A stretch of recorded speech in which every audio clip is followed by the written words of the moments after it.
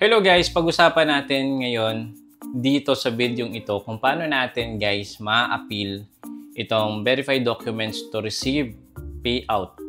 So nakakalungkot itong video na to and dahil napadpad ka dito, siguro ito yung isang problem ng account nyo or sa kakilala nyo. So paano natin ito ma-appeal? Guys, itong appealing procedure na gagawin natin is depende. So case to case basis. Marami na ako nakita ng mga account na usually ganito yung problem and may mga na-recover tayo na payout and successfully nakuha nila. So, ito yung procedure na ginagawa natin para at least, di ba, ma-raise natin yung concern sa support. So, imaginein natin guys, yung ganitong amount na on hold ng ilang buwan.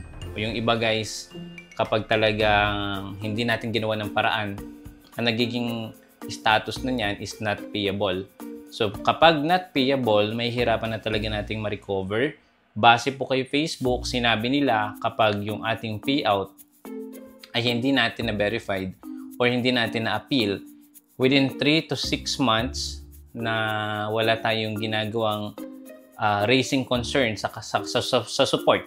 Ibig sabihin, mapo-forfeit or ma-waive yung ating sahod. So, hindi natin makukuha. So, yun yung isang nakakatakot kung wala tayong gagawin. So, I suggest i-appeal nyo and marami na din akong naayos ng mga ganitong account pero case-to-case basis pa din. Mahirap ito guys pero for today's video, isi-share ko sa inyo yung isang way, paraan para tayo ay kahit papano, di ba, ma-recover natin yung ating mga pending, lalong-lalo na sa unusual activity. Nagkakaroon tayo guys ng unusual activity dahil sa mga na-upload natin, na-post natin, or sa mga settings na nagalaw natin sa ating Facebook. Unang-una na yung location, pangalawa yung admins, and yung pag-open natin sa mga unverified links na na-receive natin through emails. So, pwede magkaroon ng unusual activity yung ating mga payout. So, dito, ito yung unang step, guide na kailangan nyong gawin. Kailangan nyo i-verify yung documents. So, ano nga ba yung mga ID na pwede? Ano yung isasubmit natin na appeal, form, or ticket sa support? So, tapusin mo itong video na to and sana makatulong. Okay guys, imagine natin, meron kang pending na $5,200 US. How much in peso yan guys? As of this recording, 58 pesos. Imagine natin 300,000 pesos na naipon na ilang buwan nating pinost or ilang buwan natin guys ginawa ng post or content ito para at least makasahod tayo pero ang mangyari is ma-hold na matagal dahil meron din tayong mga nalabag sa policy ni Facebook. So kailangan nyo gawin, click verified. Ay makikita nyo dyan yung verified documents, ang procedure or step guide ng unang-unang gagawin nyo. I-verify yung identity. So, upload your ID, number 1, step number 1. Number 2, take a selfie. And number 3, upload your bank statement. So, kailangan nyo po ito kapag nagkaroon ng unusual activity ang inyong mga payout. So, dito sa upload your ID, I highly suggest kung meron kayong passport yung gamitin nyo. Yan yung isa sa naayos natin account and then I suggest passport gamitin nyo instead ng mga primary ID. So, pwede naman driver's license and ito pa yung ibang ID na pwede nilang pwede nyo ipasa. But before kayo magpasa ng ID sa last part yon, so kailangan nyo muna guys mag-selfie for verification na kayo nga po yung may hawak ng account nyo dito kay Facebook, lalo-lalo na yung payout account. So, kapag nag-selfie kayo, sabi dito, well-lit area, maliwanag, walang mga photo bomber sa gilid or sa background. Hold your phone on eye level. Follow instruction on screen. So, madali lang maintindihin yan, self-explanatory. Sabi dito, huwag kayong mag-alala kung nagpasa kayo kay Facebook or kay Meta ng inyong mga ID or selfie documents. Kasi your video will be stored securely and deleted within 30 days. So, ito yung policy na pinalo ni Facebook, di ba, ni Mark Zuckerberg. Hindi na sila kumukuha ng mga data natin na i-share nila sa other entity. Okay? So, next is ganito na yung mag-a-appear sa first step. Identity confirmation in progress within 48 hours. And huwag kayo maniniwala dito. Sa 48 hours na yan, based on my experience, tumatagal yan guys ng 1 to 2 to 3 months bago ma-verify if rejected or approve yung selfie na ginamit nyo. Okay? And then, next is upload your ID. We accept government-issued ID only. So, ano nga ba yung mga ID na to? Number 1, driver's license. Number 2, passport. Pangatlo, state ID, PhilSys ID, pwede yan.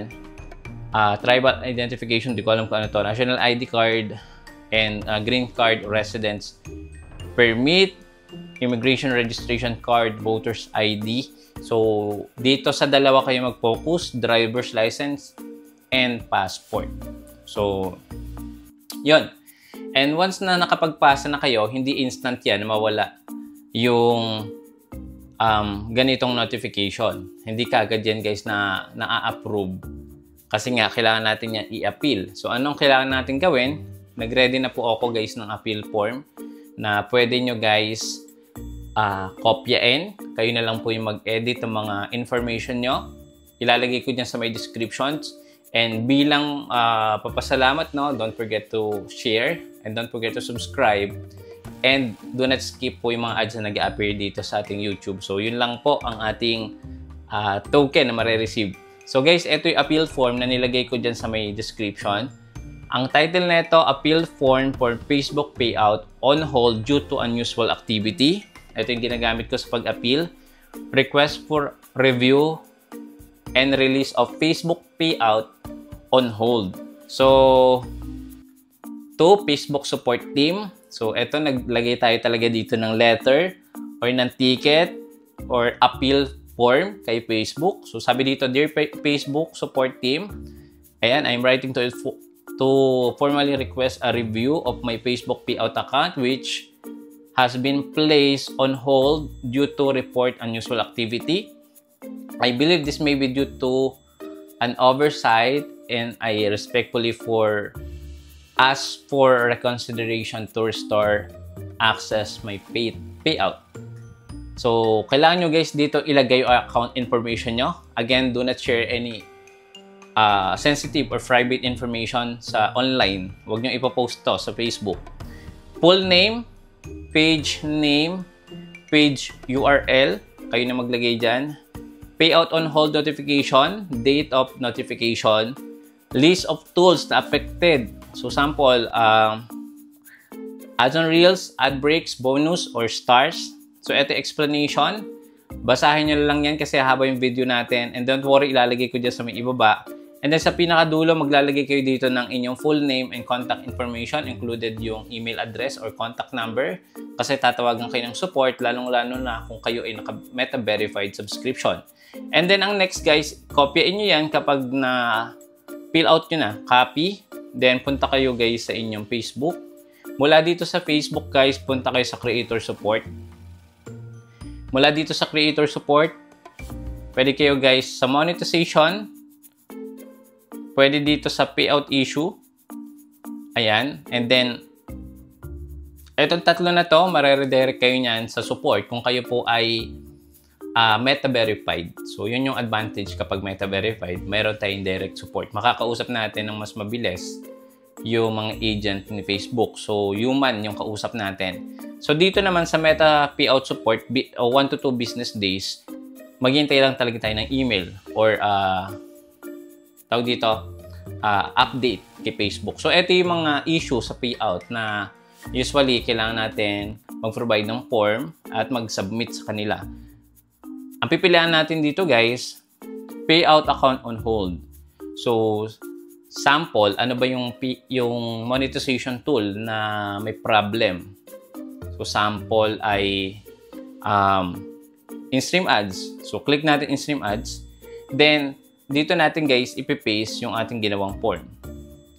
And after nun guys, click send. So, maghihintay lang tayo nito. Siyempre, kailangan natin ng more patient dito.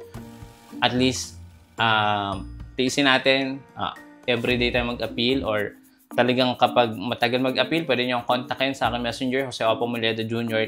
Ako mismo mag-appeal and i-guide ko kayo para natin ma-recover yung mga on-hold payout nyo or rejected or failed na payout. Kapag okay na yan guys, etong notification na to is mawawala na and maghihintay lang kayo guys ng next payout cycle para makredit na yan or maging paid status at makredit sa inyong mga bangko.